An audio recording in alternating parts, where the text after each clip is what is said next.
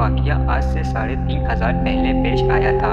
फ़िरऔन के डूबकर मरने के बाद समंदर ने उसकी लाश को अल्लाह के हुक्म से बाहर फेंक दिया, जबकि बाकी लश्कर का कोई नाम व निशान ना मिला। मिस्रियों में से किसी शख्स ने साहिल पर पड़ी इसकी लाश पहचान कर अहले दरबार को इत्तला दी। फ़िरऔन की लाश को महल पहुँचाया गया।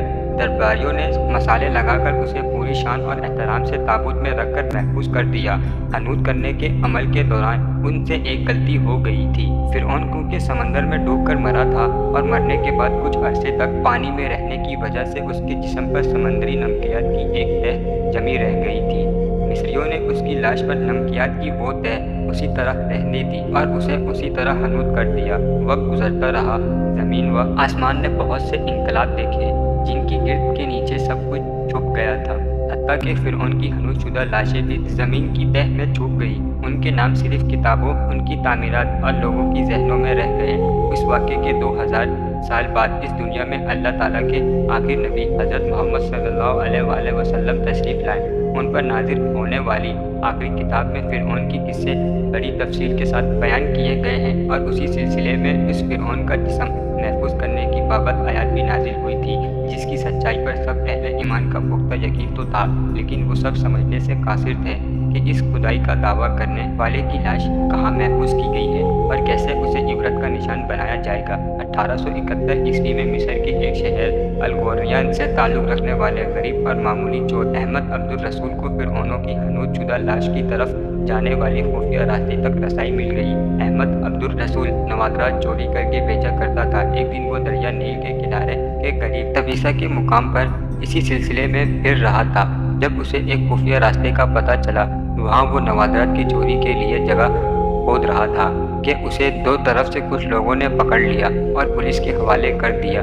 वो जिस जगह को खोद रहा था वहाँ से मिलने वाली रास्ते की जानिब मुसलसल खुदाई की गई। सन 1821 को दूसरे मम्मियों के साथ उसे गरक होने वाली फ़िरऔन की लाश भी मिल गई। उसके कफन पर सीने के मुकाम पर उसका नाम लिखा हुआ था।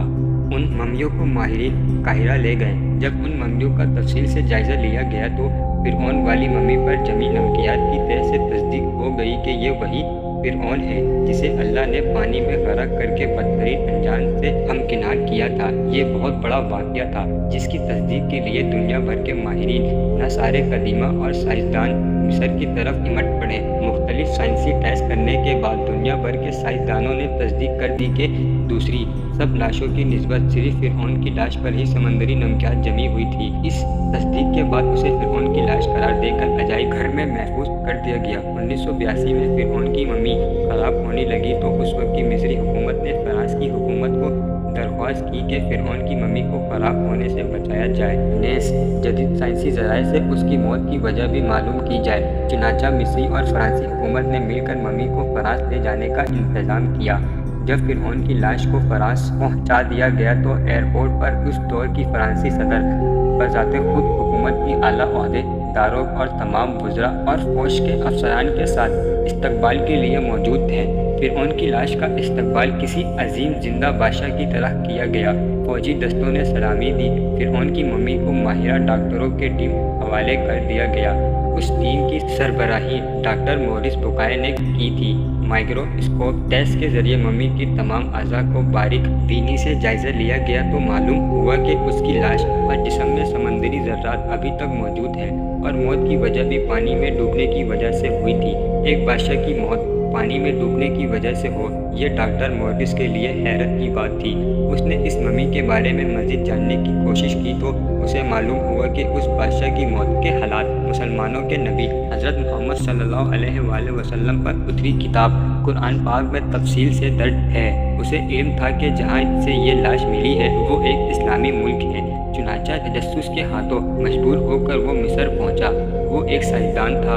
उसने इस मामले में मिस्र के ही एक साइंसदान से मुलाकात की। उस साइंसदान ने कुरान पाक खोलकर उसे सूरह यूनुस की आयत नंबर 90 तक 91 का तर्जुमा लफ्ज़ ब लफ्ज़ सुनाया।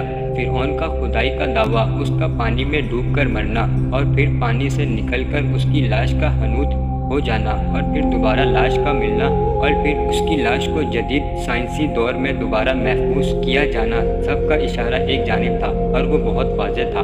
تجھے بعد میں آنے والے کے لیے عبرت کا نشان بنا دوں گا۔ فرعون کی لاش اسے محفوظ کر کے دنیا کے سامنے لا کر رکھ دی گئی ہے کہ انٹرنیٹ کی ایک کلک پر ٹی وی چینلز اور عجائب گھر میں اربوں انسانوں کے آنکھوں کے سامنے کریہ اور عشقی قابل ترس حالات میں موجود ہے۔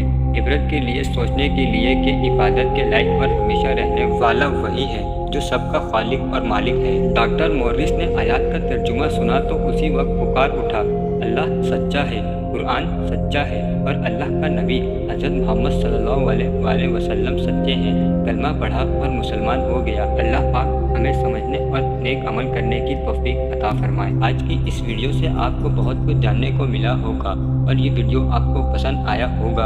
اگر یہ ویڈیو آپ کو اچھا لگے تو اسے لائک کیجیے اور اب میں ملوں گا آپ سے کسی اور نئے انٹرسٹڈ ویڈیو میں۔